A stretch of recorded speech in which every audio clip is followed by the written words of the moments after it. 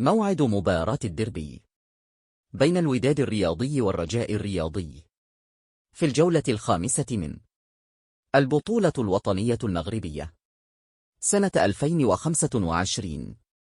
ستلعب هذه المباراة يوم الأربعاء 29 أكتوبر من العام الجار على الساعة 8 مساء بتوقيت المغرب وتونس والجزائر، والساعة 10 مساء بتوقيت السعودية وقطر والكويت وسوريا والعراق ومصر، والساعة 11 مساء بتوقيت الإمارات وعمان.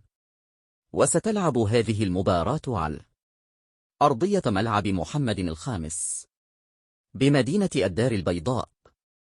وستنقل هذه المباراة على قناة الرياضية المغربية.